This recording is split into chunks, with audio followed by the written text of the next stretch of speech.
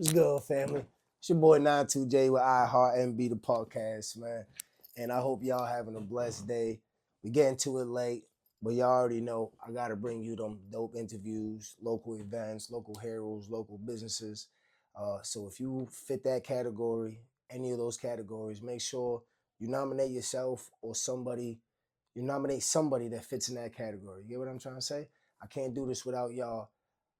So I appreciate all the nominations and the names that get thrown out there and stuff like that to help me bring you guys the dopest episodes. We have a special guest today. We have an interview. Uh, so with that being said, man, show that clip. Go ahead and introduce yourself for everybody who doesn't know, man. What's going on, world? It's your boy David J. LeBlanc. That's the government known as Sionide, the franchise. We in the building here. I heart New Beat. Hey, man. So freaking tell us a little bit about where you from and like how your city, you know what I'm saying, in your neighborhood influenced your style.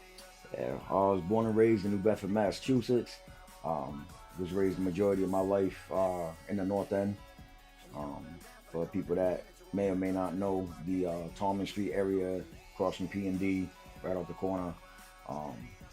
One of the hood areas, and growing up in an environment where it was drug dealing and violence, and try to keep it peace mode in regards to growing up before I moved. But I was always out here in New Bedford. That's always been my home. Say less. And how has that influenced your style as an artist? Just growing up with a lot of the things that I've seen. I started writing poetry with my emotions and things that I witnessed, things that I was around, and that really kind of influenced it to become the music that I create, because a lot of my music is just realistic, like stories about my life, my childhood, growing up, and things that I've been through, things that I've witnessed, things that I've been around, especially with friends and people that I was associated and affiliated with, or whatever the case was. And that's really what helped me create my style and certain versatility in my music. Say less, man. That's dope. Freaking. So with that being said, man, what inspired you to start making music? I think music in general had a lot to do with it. I grew up in the 80s, so it was, listening to, the king of pop first. Like Michael Jackson was always being played in my home, and then as time went on, Curtis Blow and Run DMC and KRS-One, and then as time progressed, my biggest inspiration of music was Bone Thugs and Harmony. They were the underground, like the underdogs, if you want to call it that, of hip hop, because their style was so different, and it was something unexpected and real creative. And that's actually how I started rap. I mean, I started doing it when I was 6 years old, just recording nonsense and rapping about candy and sports and stuff like that on the cassette tape, having two radios next to each other. This was like way before CDs and the whole nine. I had the little cassette decks and all that, and started making beats on like my Fisher Price drums and all that, and just started getting more creative as time went on. And then I took my poetry and started writing, and I started doing the whole spitting with the tongue twist, like to understand the fact, you niggas, I hate you because you be paying the trash, thinking you better but making no cheddar because most of you niggas are keeping the trash. And I just, I started out with that type of flow, and then I actually came up in the battle rap scene, and I was a champion for 8 months straight, and I'm actually currently the culture games champion. Shout out to Grammy Grem, Dirty, they're the ones that host that every year. That's dope, man. You know what I mean? So it's like I started to do the battle rap, and people started telling me like, yo, you got to put your stuff in the songs. And then I just started writing and started creating hooks, and so it all basically put itself together and worked out for itself in the end. Shit, man, it sounds good, bro. And I know that you be out here, you know what I'm saying, doing live events, fucking, you know what I'm saying, any kind of shows that you be doing, you know what I mean, you be putting in work for the city as far as, you know what I'm saying, like I said, performing and dropping hot shit and collabing and stuff. What was the song, if you could pick one song, what was the song, what was one of your songs that got like the biggest buzz and where people were like, all right, not correct? I honestly, I want to say Originally, what got me noticed was a feature that I did with um, Grind Mode Cypher. Yep. Shout out to Lingo for that opportunity back in 2014, I want to say. I actually did a verse and I was on that. I was on that cipher with Flawless Real Talk. Shout out to Flawless as well. He's doing his thing. But as far as the solo song that got me really like buzzing, Yep.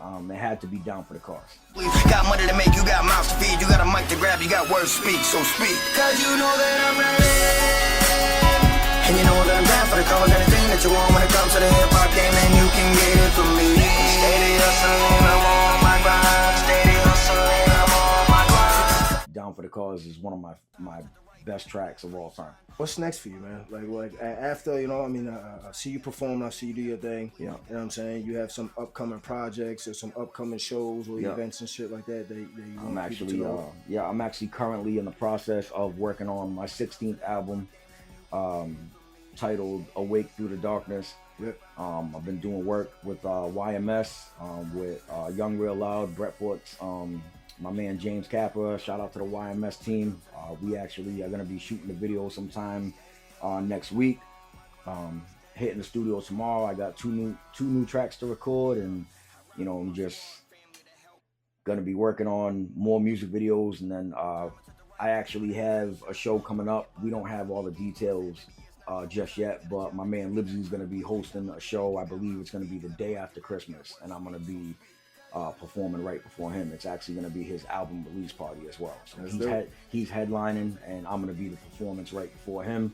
So more information to be announced in the near future. So, all right, man. Freaking for you know what I'm saying. So like, when it comes to the music, you know what I'm saying. If you had a certain genre to do and only do, what would it be? I know you like hip hop, but I mean, like, you know what I'm saying? Like, there's so many different styles of hip hop now. I mean, I do a little bit of like everything. You know, and I say it all the time too. Like, I'm no Keith Sweat, Luther Vandross or anything, but I have a couple R&B tracks where I sing a little bit, and there's been a couple songs where like I hit high notes and a little, you know, the little like panty wetter at the end type shit. You know what I mean? So, and you know, my songs, I you know, I have a lot of realistic songs, but I also do the love tracks. I got club bangers, but like the slow stuff. And you know, I have a track called Know My Worth where I sing throughout the whole song. I have a track called What I'm Going Through, which is a real serious song, and I sing throughout that whole thing as well. And what kind of genre is that one? What is it? What genre is it? Like R&B? Oh, what genre?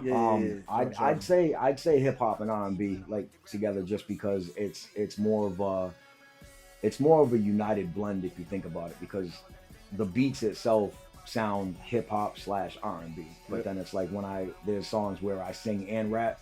You know, I actually have a song that is a country hip hop beat, and it's, you know, I sound like a cowboy in the beginning with the deep voice and the whole line, and then I go to the high shit. Down you know the county. For real. Nah, fuck it. You gotta experiment. That's what the music's about, bro. I want to do a rock and roll remix to couple of my tracks as well. Yeah, hell yeah. Rage Against the Machine was always one of my favorite groups because of I remember when they went on tour with Wu-Tang, and like they did the craziest show, and like the lead vocalist is a rapper, but he also has that rock and roll, you know, vocal, you know, and on him. And it's like, you know, so it's dope. I want to try to experiment with that as well. Yeah, so you got looking forward to it. So fuck it, man. Listen, Sionide, you keep grinding, you keep doing your thing. You know what I'm saying? Push it forward and shit like that. What are your socials? Like, where can people find you? You know what I'm saying? What's your @ name?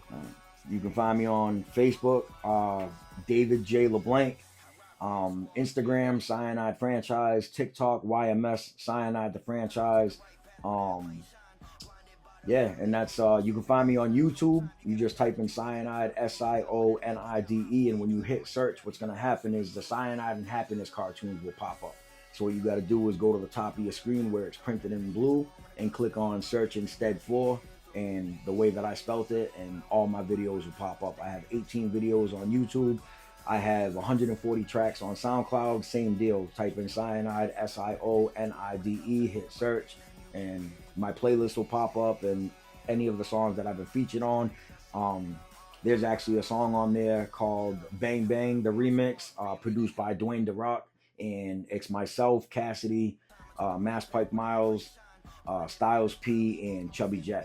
Say less, man. All right, man. Everybody go follow him. And we'll catch you on the next episode of iHeartMB, the podcast, man. You already know what time it is, man. Thank you for having me. Appreciate you. And boom. How'd y'all like that interview? Pretty dope artists from around the way. Just like family. Is family. So y'all go check them out, man. Show them that love. And if nobody knows, tell them you heard it here first. It's not 2J with iHeartMB, the podcast, man. Y'all have a safe Halloween. Go enjoy your time with your kids and your family. And I'll see you on the next episode.